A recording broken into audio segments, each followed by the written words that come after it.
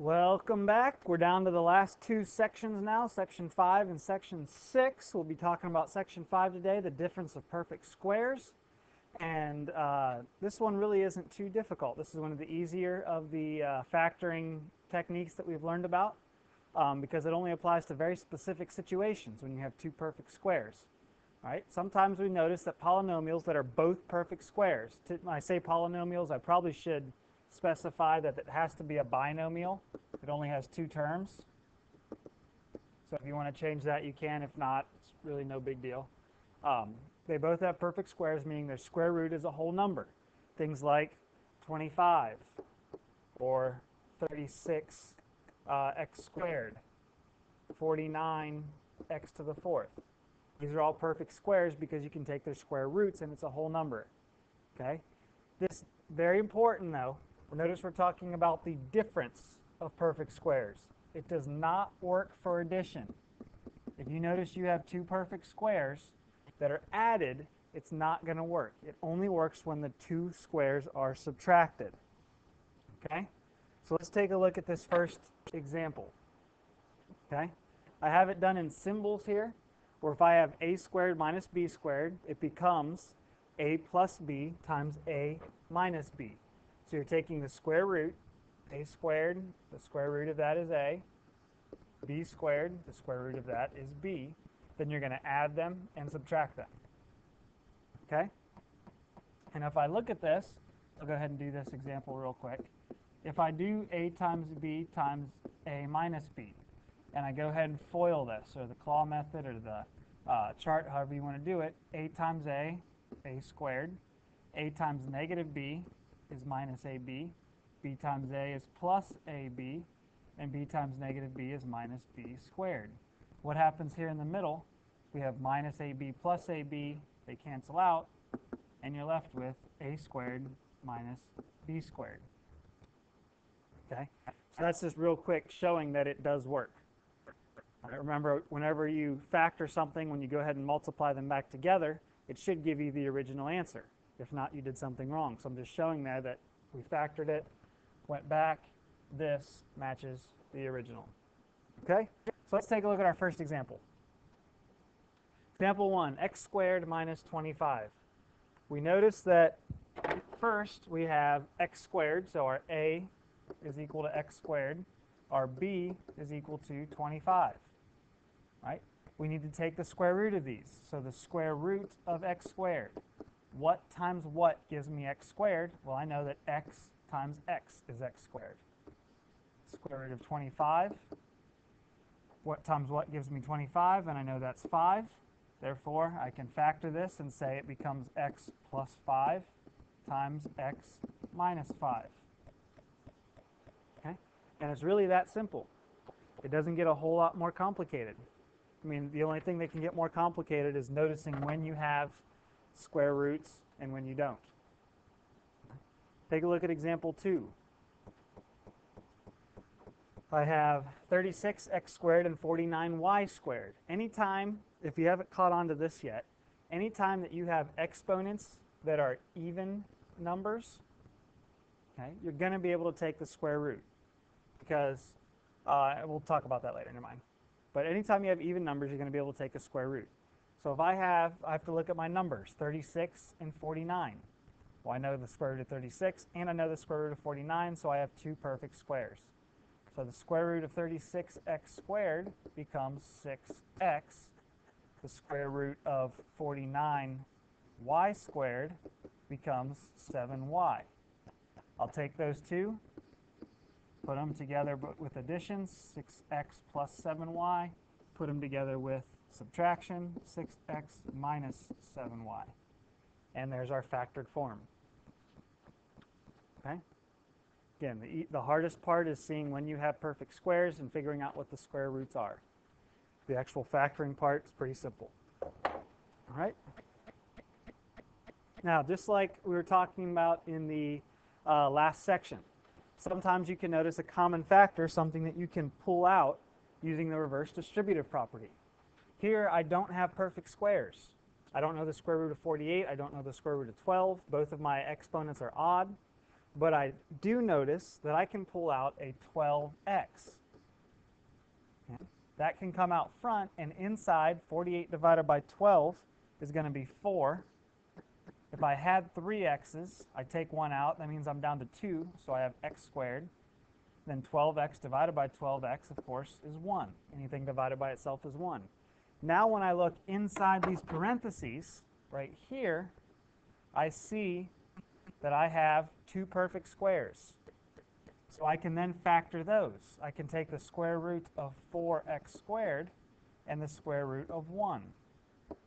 4x squared is going to be 2x. The square root of 1 is 1. Okay. Now I have to remember to put it all together. Don't forget this. Make sure this comes along for the ride. So I'm going to have 12x out front. Then add and subtract my 2 factors. 2x plus 1, 2x minus 1. All right. So hope you're catching on. This is one of the easier of the factoring methods. If not, we'll definitely get a lot of practice with it in class. Okay. On down to example 4. Okay. Sometimes we're going to see that we can factor this more than once. Okay. But again, the first thing you always want to check for is to see if you can pull something out. We see 2x to the 4th, and you might get confused and think that that's a perfect square. It's not. You don't know the square root of 2. Okay? So you cannot take the square root of that. If you check on your calculator the square root of 162, you're not going to get that one either. Okay? So find something I can pull out. They're both even, so they can both be divided by 2, and I end up with x to the 4th minus 81. Okay? It's so important you check to see if you can use the reverse distributive property first. Every time. No matter how many terms there are. Check that first. Now when I look inside the parentheses, I see perfect squares again. So I have x to the 4th. Here's where I'm saying we can notice anytime I have an even number, because this is going to be x squared. X squared times x squared. Go back a couple chapters ago. When I multiply bases, I add exponents, I get x to the 4th. Okay? So the square root of x to the 4th is going to be x squared. The square root of 81 we know is 9. Don't forget to bring this 2 along for the ride. And we have 2 times x squared plus 9 times x squared minus 9. Okay? Now previously, we had been stopping. But there's a reason I had to make another example here. Because some of you might have noticed already, right here, I have 2 more perfect squares, x squared and minus 9. So I'll take the square root of x squared to get x, the square root of 9 to get 3. And I have to bring everything along again. So now I have 2, I have x squared plus 9, and I have x plus 3 and x minus 3. And that's where we can stop. Okay? Remember, you cannot do this when it's a plus. So the x squared plus 9 isn't going to do you any good trying to factor that. If you try to factor that, you're going to end up getting complex and imaginary numbers with i's and really weird things like that. You can deal with that when you get into pre-calculus. But for now, there we go. Okay? Always important to make sure to check to make sure you're done factoring. Okay? So this is everything we've done. Okay? Everything that we've done is all the different ways to factor a polynomial. So let's try to put this all together here with example 5. And I'd really like you to pause the video right now to try this one on your own. Okay? I'll go ahead and work through it and talk you through it, but pause it, try it on your own first, then come back and see if you can see if you got it right. Okay? So the first thing we always check is to see if we can pull something out. I see a 5, 15, 5, and 15, and there's only x's in 3 of the terms. So I know I can't pull an x out, but I know I can pull a 5 out. Okay. And if I divide everything here by 5, I'm going to end up with just an x cubed, 3x squared, minus x, minus 3. Okay. Now, if I look inside, there's nothing else I can pull out. I know that I have 4 terms inside the parentheses. Okay. Whenever I have 4 terms, I need to group. So I'm going to group this. First 2 and the second 2. Okay. Keep your 5 out front. This is where you're going to need a bracket.